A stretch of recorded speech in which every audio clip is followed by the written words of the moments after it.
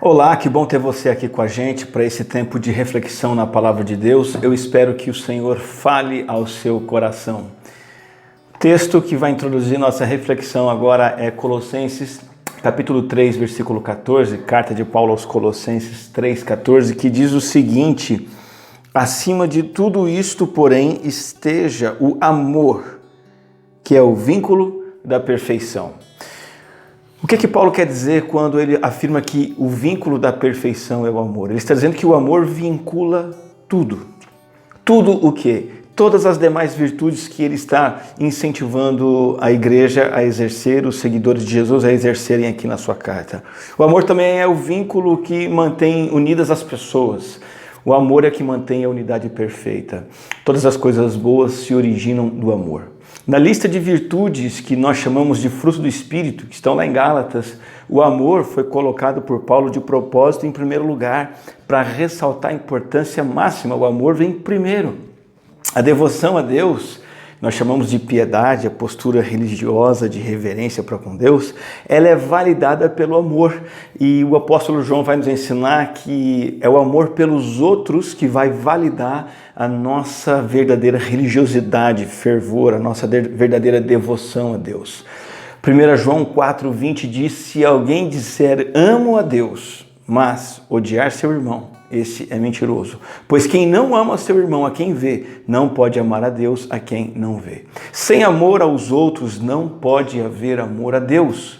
Quando não amamos, estamos dizendo a Deus, sem palavras, estamos dizendo a Deus: Deus, eu não te amo o suficiente para amar esta pessoa que está aqui ao meu lado.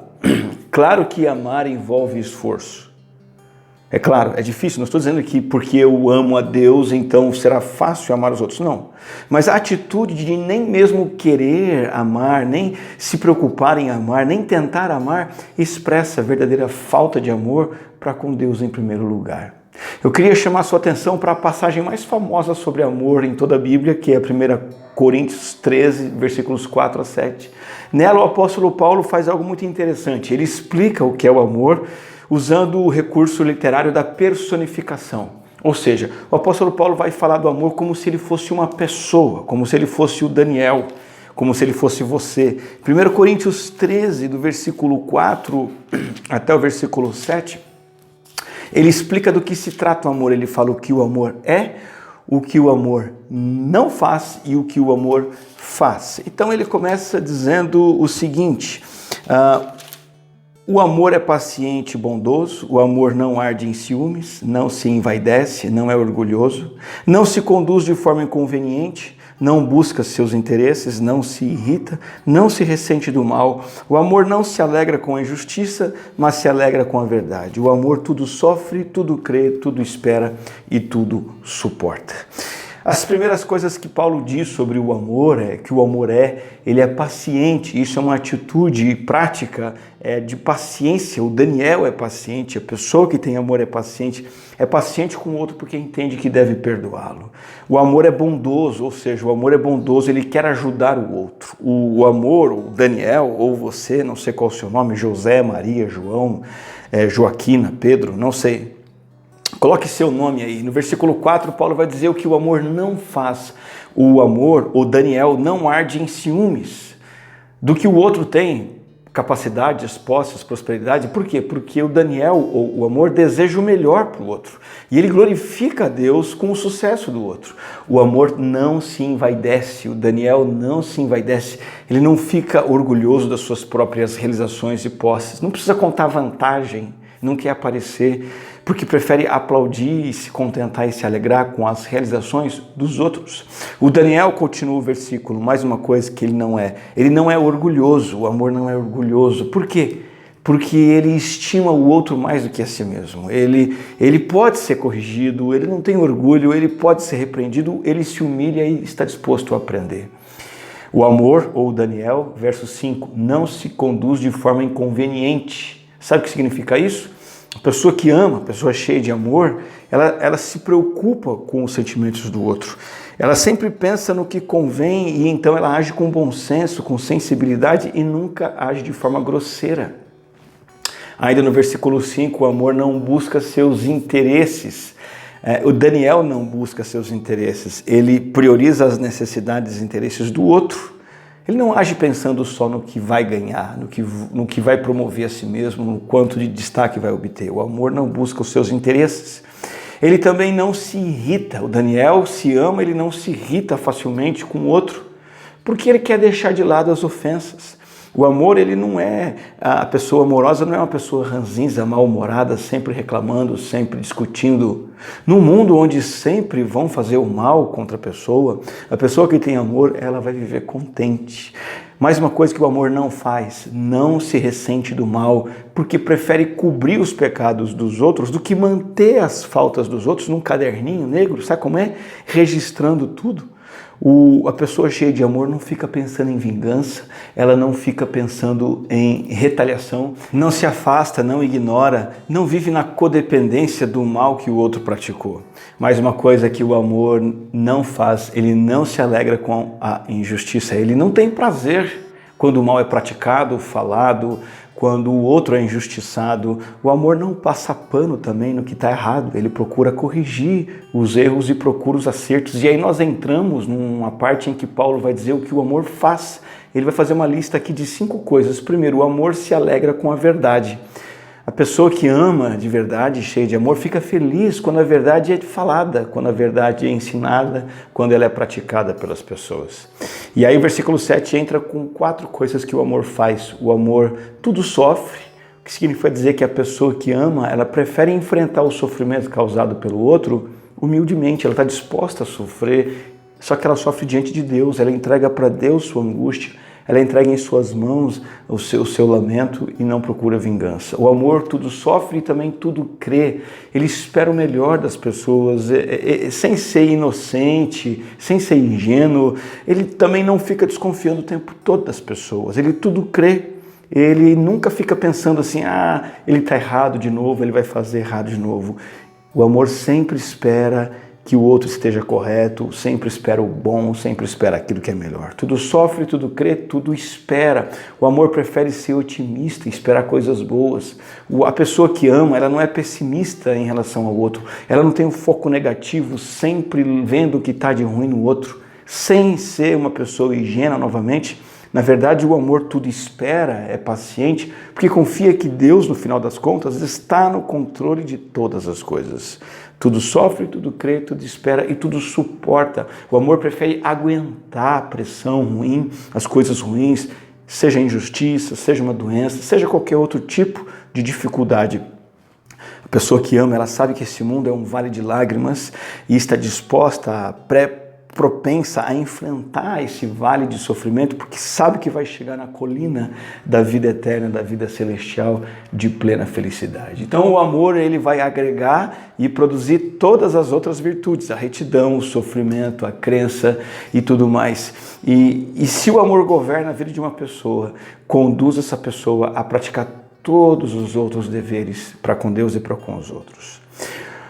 A fonte de todo amor é Deus. O apóstolo João diz que Deus é amor.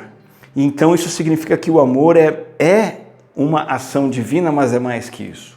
O amor é um traço de caráter de Deus, mas é mais que isso. O amor é uma parte essencial da própria natureza de Deus. A Bíblia dá destaque ao amor de Deus mais do que a outros atributos. Segundo a Crônicas 7, versículo 3, por exemplo, diz alguma coisa muito interessante. Vou ler para você. Quando os israelitas viram o fogo descer e a presença gloriosa do Senhor encher o templo, prostraram-se com o rosto no chão, adoraram e louvaram o Senhor, dizendo: Ele é bom, seu amor dura para sempre. Olha que interessante o que está acontecendo aqui. A majestade de Deus foi manifesta ali. E a reação do povo ao contemplar essa glória de Deus, no momento em que o templo ficou pronto e foi consagrado, foi dedicado ao Senhor, e eles botaram a cara no chão e expressaram admiração pela majestade de Deus e especificamente ao amor de Deus, declarando que esse amor é eterno, que esse amor dura para sempre. Então, a maior expressão da majestade de Deus é o seu amor. Quando Israel viu a majestade de Deus, louvou o amor de Deus. Agora, se Deus é amor e eu desejo honrar a Deus e ser como Ele é, eu devo cultivar e exercitar o amor no meu próprio coração, na minha própria vida prática. Como o amor se expressa? Quero citar duas maneiras bem objetivas que estão na primeira carta de João. O amor se expressa de duas formas muito práticas na nossa vida. Primeiro, através da doação sacrificial. O amor dá, seja qual for o custo. 1 João 3, 16 a 18 vai dizer justamente isso. Verso 16. Nisto conhecemos o amor, que Cristo deu a sua vida por nós. Do que João está falando aqui? Que a resposta do Pai à nossa desesperadora e miserável situação de pecado foi Ele dar a vida do seu Filho por nós. Cristo entregou a sua vida. Isso é amor. Essa é a manifestação do amor. Só isso e mais nada poderia nos salvar. O custo foi infinito para o Senhor, foi incalculável, mas o Pai não hesitou um único momento. O Filho não hesitou um único momento em dar o que fosse necessário para nos salvar, em se entregar para a nossa salvação. E aí João faz um desdobramento prático. Se o amor de Deus está no fato de Cristo ter dado a vida dele por nós, portanto, também nós devemos dar a vida pelos irmãos. E essa é uma convocação para amar como Deus, mas não é uma convocação para ir para a cruz, para uma convocação fúnebre para se tornar um mártir. João vai explicar no versículo 17 como nós damos a vida pelos nossos irmãos. Você não precisa ser pregado numa cruz por eles. Verso 17 diz, ora, se alguém possui recursos deste mundo e vê seu irmão passar necessidade, mas fecha o coração para essa pessoa, como pode permanecer nele o amor de Deus? Filhinhos, não amemos de palavra, nem da boca para fora, mas de fato e verdade. Então, de que maneira eu dou a vida pelos meus irmãos? Repartindo os meus recursos materiais com ele, suprindo as suas necessidades, ainda que isso me custe ficar sem, ainda que isso custe tirar de mim para suprir a necessidade dos outros. Um grande exemplo disso no Novo Testamento é os crentes de um lugar, de uma região chamada região da Macedônia. Paulo se refere a eles em 2 Coríntios 8 e diz assim, olha, sua grande alegria e extrema pobreza transbordaram em rica generosidade. Deram não apenas o que podiam, mas muito além disso, e o fizeram por iniciativa própria. Eles nos suplicaram repetidamente o privilégio de participar da oferta ao povo santo e fizeram até mais do que esperávamos. Quanta coisa interessante aqui, mas o destaque é que eles deram por amor, com grande custo para si mesmo, por iniciativa própria, a fim de atender às necessidades materiais dos irmãos em Jerusalém que eles sequer conheciam. Então veja como o amor se manifesta através de você doar sacrificialmente para suprir necessidade de outras pessoas. E sabe, necessidades vão muito além de necessidades materiais como alimento, roupas, abrigo. Nossos irmãos em Cristo e irmãs em Cristo também precisam muitas vezes dos nossos ouvidos, do nosso ombro, de uma palavra de incentivo de alguém que caminha ao lado. E isso tem um custo que frequentemente não é baixo. Você tem que separar do seu tempo para os seus irmãos. Você tem que dedicar sua atenção, abrir o coração para eles, se preocupar, se deixar levar pelos afetos, por sentimentos, pela pessoa que está de alguma forma necessitada. É preciso que haja interesse sincero pelo bem-estar dos outros, para que você possa praticar esse amor que o apóstolo Paulo destaca aqui e que o apóstolo João também destaca, o amor da doação sacrificial. Esse interesse sincero é o interesse que Timóteo tinha pelos filipenses. Diz assim, Filipenses 2, não tenho ninguém que se preocupe sinceramente com o bem-estar de vocês, como Timóteo. Todos os outros se preocupam apenas consigo mesmos. Esse é o padrão do ser humano, se preocupar consigo mesmo, e não com o que é importante para Jesus Cristo. Veja que o custo para amar, doando daquilo que temos para os outros, é se livrar da preocupação consigo mesmo, com os próprios interesses, se livrar do próprio conforto, como Timóteo fez em relação aos filipenses. A primeira maneira prática de amar como Deus ama é doando sacrificialmente.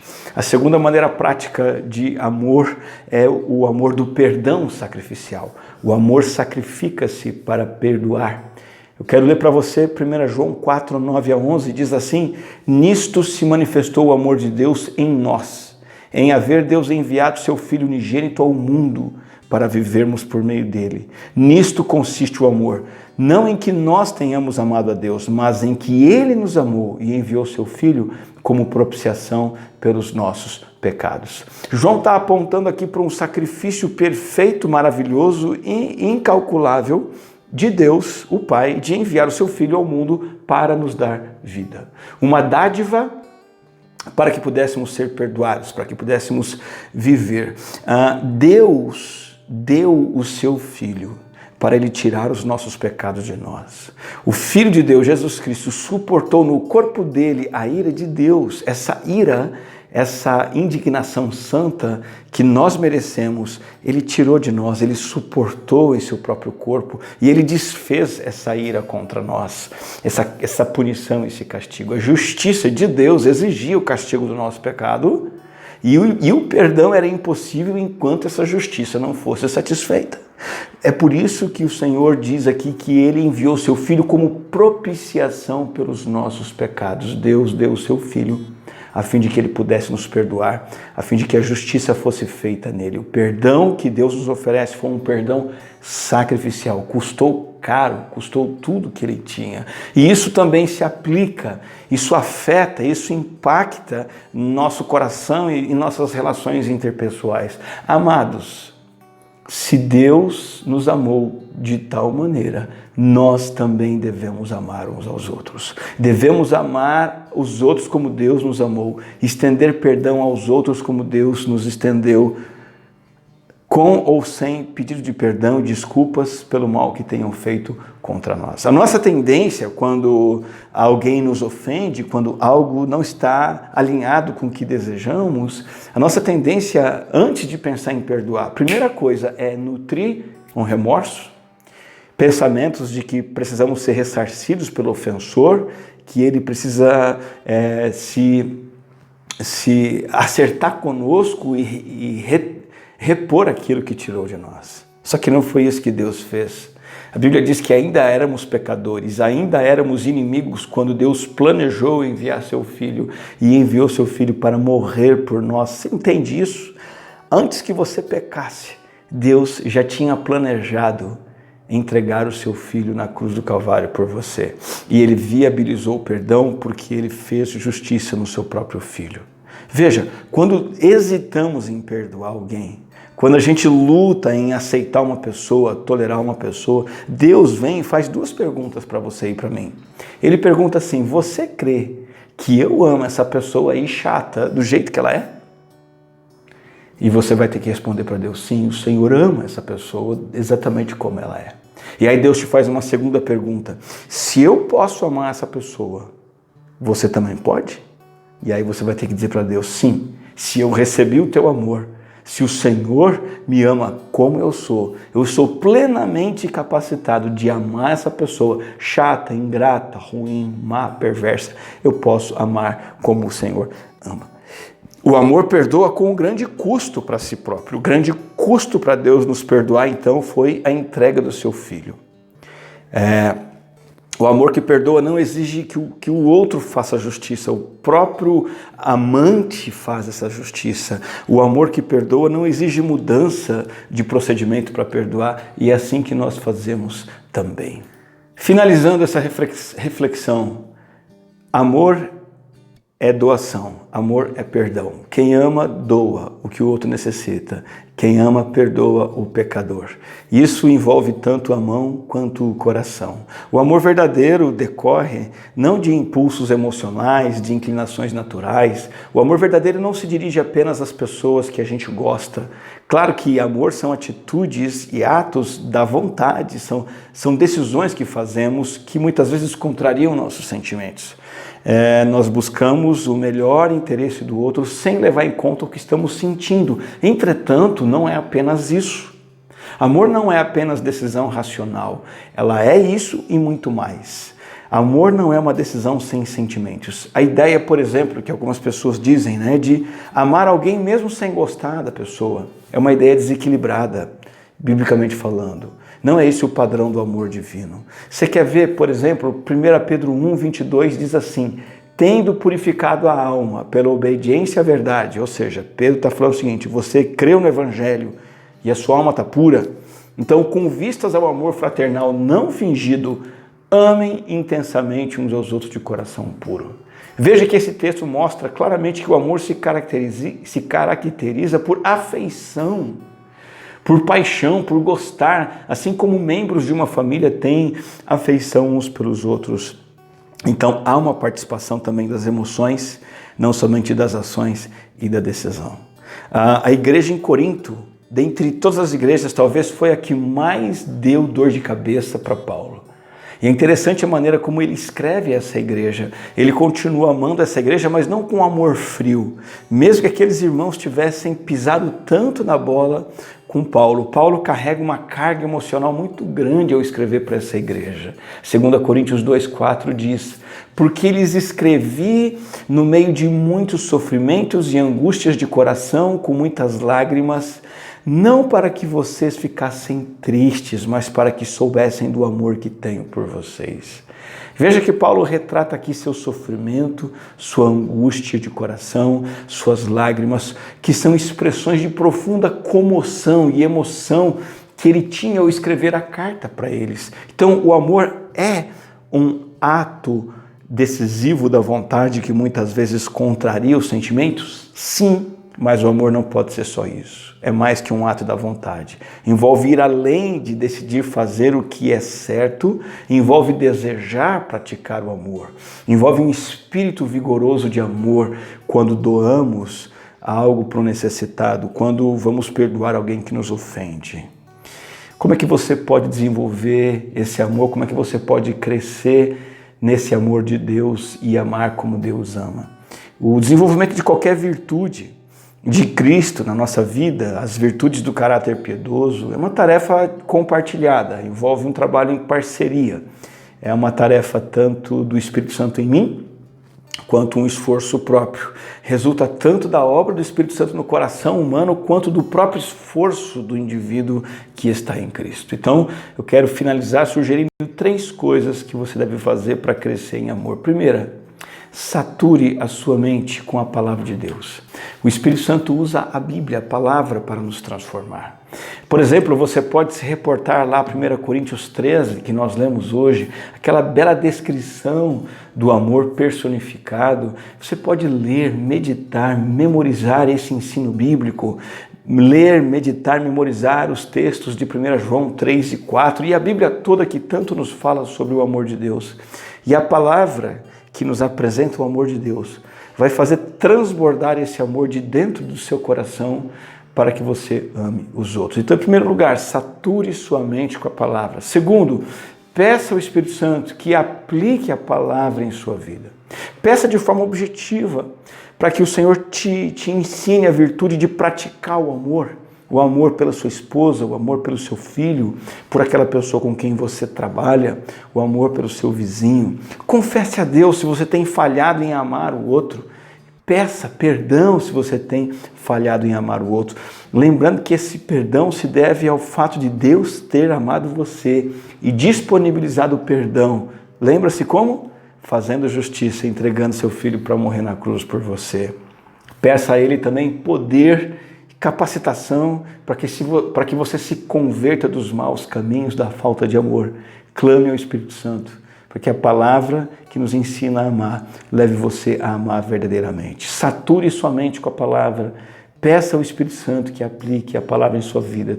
Terceiro e último lugar, faça as coisas que o amor determina, ou seja, obedeça. Nós vimos nessa reflexão várias exigências do amor. Nessa breve mensagem, aprendemos que o amor perdoa, a pessoa que ama ajuda o necessitado, não importa o mérito dela.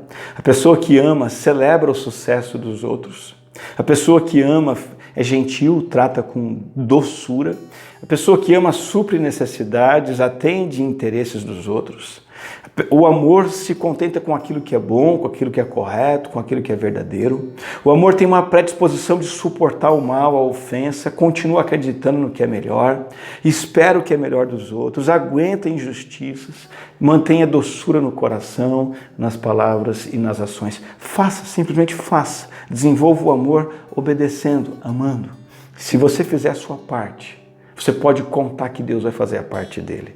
Não porque você vai colocar Deus na parede, dizer, Deus, eu estou lendo a Bíblia, Deus, eu estou orando e eu estou obedecendo, então, por favor, o Senhor tem o dever de agir na minha vida. Não.